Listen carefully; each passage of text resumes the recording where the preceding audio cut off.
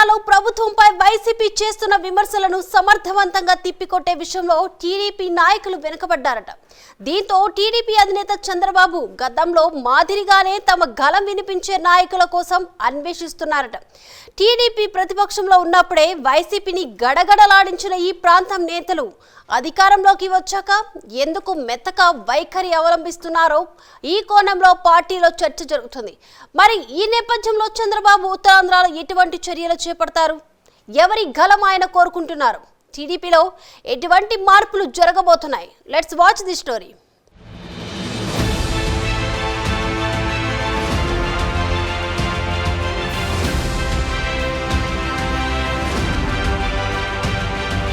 ఉత్తరాంధ్ర కూటమి పార్టీలో ప్రతిపక్షాలకు ధీటుగా గొంతెత్తే నాయకులు కరువయ్యారట.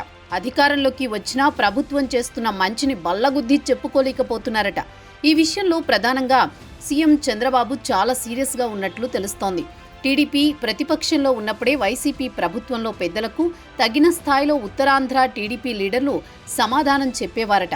ఒకరిద్దరు నాయకులైతే వైసీపీ ప్రభుత్వానికి నిద్ర పట్టకుండా చేసిన సంఘటనలు ఉన్నాయట. మరి అటువంటి నాయకులు టీడీపీ అధికార పార్టీలో ఇప్పుడు లేరా, లేక సైలెంట్ అయిపోయారా అనేది ప్రస్తుతం చర్చనీయాంశంగా మారింది.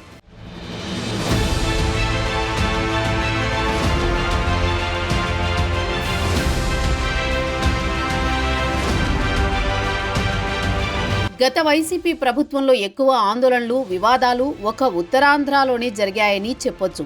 వైసీపీ ప్రభుత్వం కూడా ఉత్తరాంధ్రపైనే ప్రధానంగా దృష్టి సారించింది.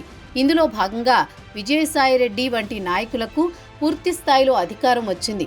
అలాగే ఈ ప్రాంత నాయకులపై తీవ్రస్థాయిలో ధ్వజమెత్తే అవకాశం కూడా ఇచ్చింది. విజయసాయిరెడ్డి అనంతరం వైవి సుబ్బారెడ్డిని ఉత్తరాంధ్ర ఇన్ఛార్జిగా నియమించింది. కానీ ఉత్తరాంధ్రకు చెందిన వైసీపీ నాయకులంతా టీడీపీపై యుద్ధమే చేశారని చెప్పొచ్చు.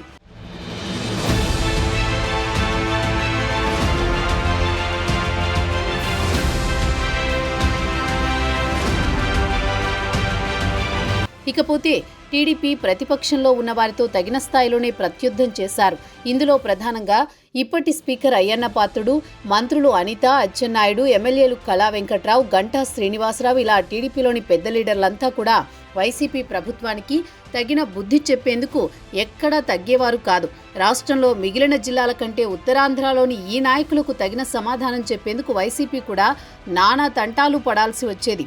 గత ప్రభుత్వ హయాంలో చంద్రబాబు, పవన్ను విశాఖలో ఎన్నో ఇబ్బందులకు గురి చేశారు.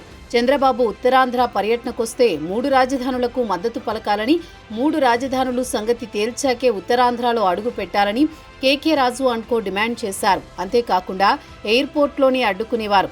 చంద్రబాబు ఎంత ట్రై చేసినా విశాఖలో అడుగు పెట్టకుండా విమర్శలు చేస్తూ వచ్చారు.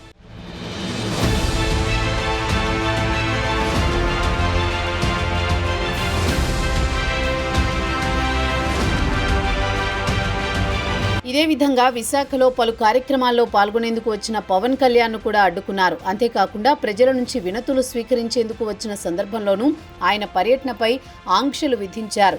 ఇప్పటికీ ఈ విషయాన్ని చాలాసార్లు ఆయన గుర్తు చేస్తున్నారు కూడా. దీంతో ఎలాగైనా వైసీపీని గద్దెదించాలని టీడీపీ, జనసేన కంకణం కట్టుకుంది. ఆ దిశగానే అడుగులు వేసి సక్సెస్ అయ్యింది. గత ఏడాది జరిగిన ఎన్నికల్లో బంపర్ మెజారిటీని కూటమి గెలుపొందింది. ఇంతవరకు బాగానే ఉంది. కానీ అసలు సమస్య ఇక్కడే స్టార్ట్ అయ్యింది. కూటమి పాలనపై గత కొంతకాలం నుంచి వైసీపీ ఊహించని విధంగా విమర్శలు చేయడం మొదలుపెట్టింది. దీనికి కౌంటర్లు ఇవ్వడంలో ఉత్తరాంధ్రలోని కూటమి నాయకులు ఫెయిల్ అయ్యారనే ప్రచారం జరుగుతోంది. అయితే గత వైసీపీ ప్రభుత్వం అన్యాయాలను ఇప్పటి స్పీకర్ అయ్యన్న పాత్రుడు తీవ్రస్థాయిలో ఎండగట్టేవారు. ఆయన అప్పటి సీఎం జగన్తో పాటు మంత్రులపై నిప్పులు చెరిగేవారు. అంతేకాక ఆయన వాడిన భాష విషయంలో వైసీపీ తీవ్ర అభ్యంతరాలు వ్యక్తం చేసేది. ఫ్యాను పార్టీలో ఉన్న అందరికీ ఒక్క అయ్యన్న పాత్రుడు ఒక్కరే సమాధానం చెప్పగలిగే స్థాయి ఉందని ఉత్తరాంధ్ర ప్రజలు కూడా నమ్మే పరిస్థితి వచ్చింది. అలాగే ఇప్పటి హోంమంత్రి అనిత కూడా గత ప్రభుత్వంలో వైసీపీ హయాంలో చాలా ఇబ్బందులు పడ్డారు. ఆమెపై కూడా చాలా కేసులు పెట్టి అక్రమంగా అరెస్ట్ చేసేందుకు చాలా ప్రయత్నాలు చేశారు. కానీ ఆమె చాలా ధైర్యంగా వైసీపీని ఎదుర్కొని నిలబడ్డారు. అయితే అనిత హోంమంత్రి అయ్యాక వైసీపీని ఎదుర్కోలేకపోతున్నారని ప్రచారం జరుగుతోంది.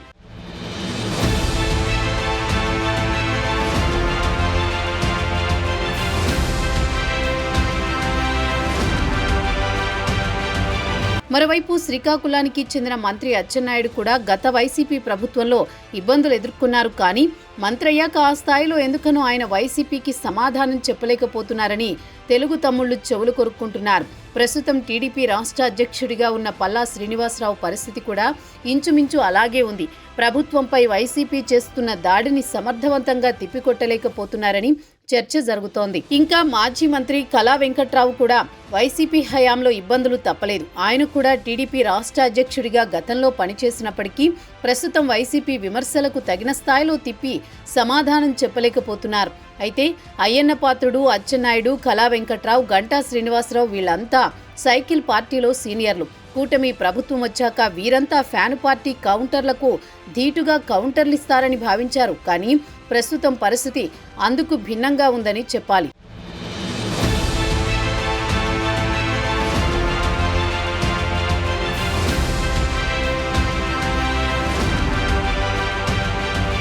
ఇక వైసీపీ విషయానికొస్తే విజయనగరానికి పరిమితమైన బొత్స సత్యనారాయణను విశాఖ వేదికగా రాజకీయం చేయాలని జగన్ ఆదేశించారు. అందులో భాగంగానే చీపురుపల్లిలో ఓటమి పాలైన బొత్సకు ఎమ్మెల్సీ కట్టబెట్టారు.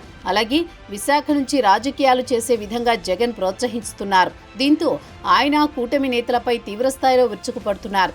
ఎప్పటికప్పుడు ప్రభుత్వ లోపాలను ఎండగడుతున్నారు. ఆయనతో పాటు గతంలో స్పీకర్గా పనిచేసిన తమ్మినేని సీతారాం అదే స్థాయిలో కూటమి ప్రభుత్వం వైఫల్యాలను ఎత్తి చూపుతున్నారు. ఈ విషయంలో అసలు తగ్గేదేలే అన్నట్లుగా వ్యవహరిస్తున్నారట.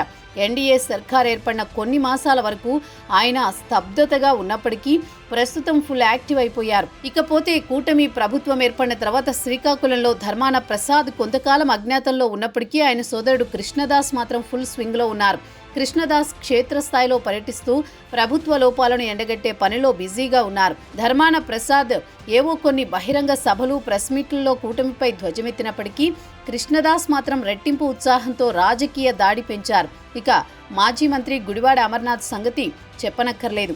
చీటికి మాటికి కూటమి ప్రభుత్వం లోపాలపై మీడియా సమావేశంలో విరుచుకుపడుతున్నారు.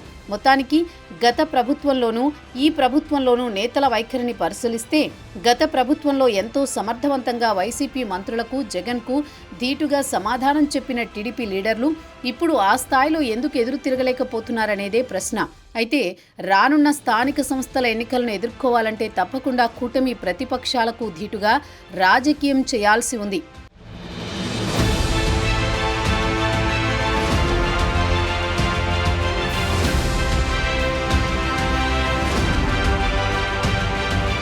ఇదే విధంగా ప్రస్తుతం మంత్రులుగా ఉన్నవారు ఇక నుంచి పూర్తి స్థాయిలో పనిచేయాల్సి ఉంది. అలాగే మరింత రెట్టింపుతో ప్రతిపక్షం వైసీపీ తీరుపై గళం విప్పాలి.